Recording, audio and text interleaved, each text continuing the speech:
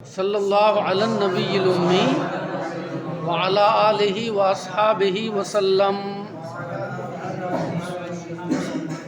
حکایت نمبر 17۔ مرید گفت پیر را چه کنم کہ از خلائق برنج اندرم۔ ایک مرید نے پیر سے کہا میں کیا کروں کیونکہ میں مخلوق سے تکلیف میں ہوں۔ ایک مرید نے اپنے پیر سے پوچھا کہ حضور کیا کروں، میں لوگوں سے تکلیف میں ہوں، میں لوگوں سے تکلیف میں ہوں، مخلوق کی جانب سے۔ سمجھ میں آیا نا کس تکلیف میں، اس کا ذکر کتاب میں موجود ہے۔ از بس کے ہے بزیارت من می آیند، اوقات مرا از تردد ایشاں تشویش می باشد۔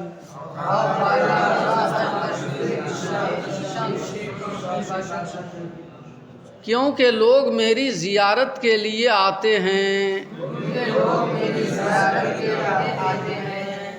اور میرے اوقات ان کے آنے جانے سے خراب ہوتے ہیں۔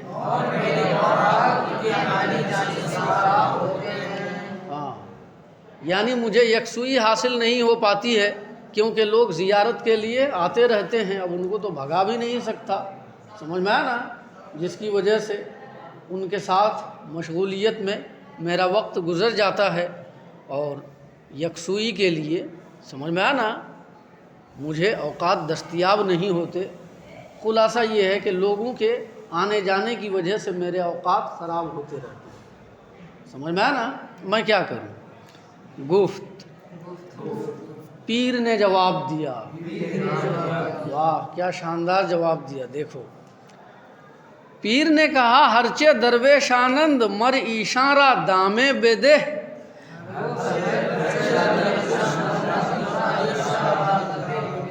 و آنچہ تونگرانند ازیشاں چیزیں بخواہ۔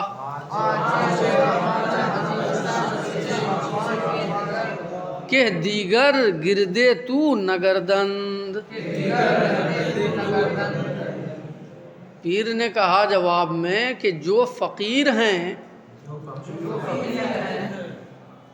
ان کو تو کوئی قرض دے دے،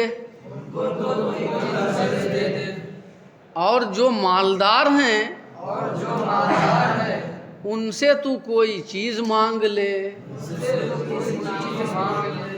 پھر دیکھنا تیرے ارد گرد کوئی نہیں پھٹکے گا۔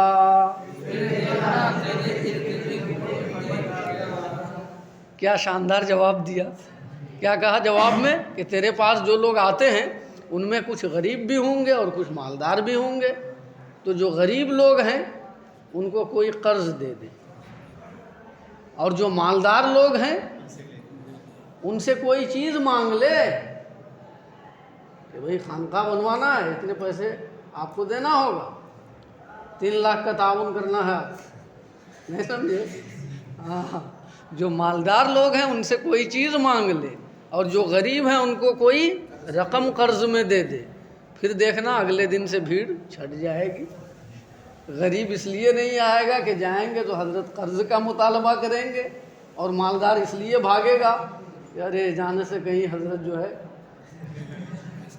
پھر کسی اور پلاننگ کے لیے پیسے نہ طلب کریں۔ سمجھ میں آئی بات؟ ہاں، تو بڑا اچھا جواب تھا نا یہ۔ ہاں، اسی کو کہتے ہیں عقل کا استعمال، اسی کو کہتے ہیں عقل کا استعمال۔ سمجھ میں آیا نا، اللہ نے عقل دی ہے تو اس کا اچھا استعمال کرو۔ ٹوٹکا بتایا کہ یہ ٹوٹکا ہے۔ حکایت یہاں پر مکمل ہو جاتی ہے۔ سوال یہ ہے کہ اس حکایت سے کس بات کا درس دیا گیا ہے؟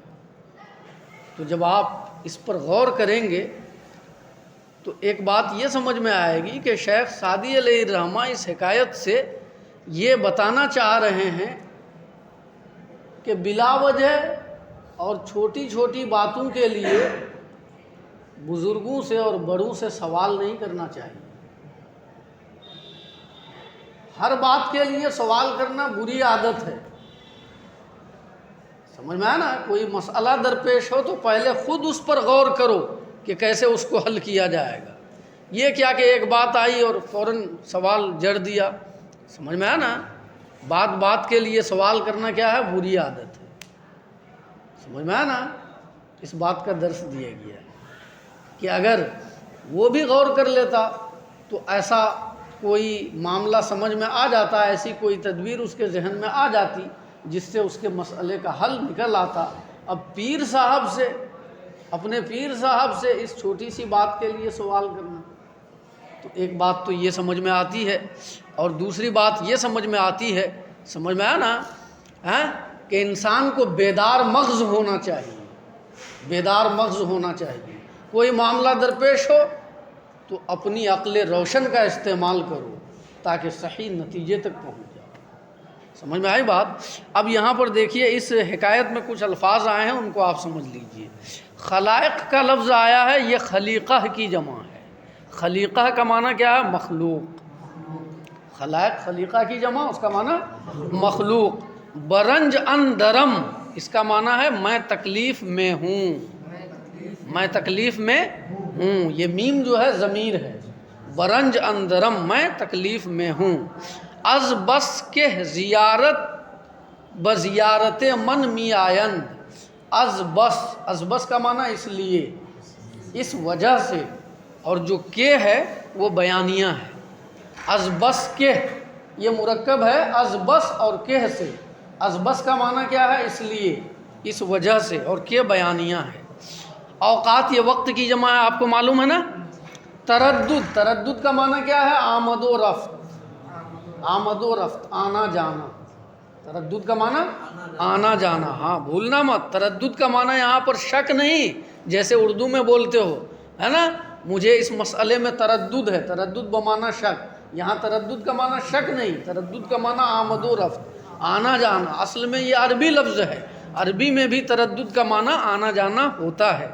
سمجھ میں آیا نا؟ تشویش کا معنی کیا ہے؟ پریشانی۔ تشویش کا معنی خراب، ہاں خراب، پریشانی۔ سمجھ میں آیا نا؟ درویشانند، درویشانند، یہ درویشاں یہ جمع ہے، اور اند ہے وہ ضمیر ہے۔ سمجھ میں آیا نا؟ اند وہ ضمیر ہے۔ اور دام، دام کا معنی کیا ہے؟ قرض۔ دامے میں جو یا ہے وہ برائے تنکیر ہے، جیسے پڑھا تھا نا، باغ کا معنی ڈر، باقی کا معنی کوئی ڈر، تو ایسے ہی دام کا معنی قرض، دامے کا معنی کوئی قرض۔ توانگرانند، اس میں اند ضمیر ہے، اور توانگران یہ تونگر کی جمع ہے۔ تونگر کا معنی کیا ہے؟ مالدار۔ بے خواہ، خواستن مصدر سے ہے، چاہنا۔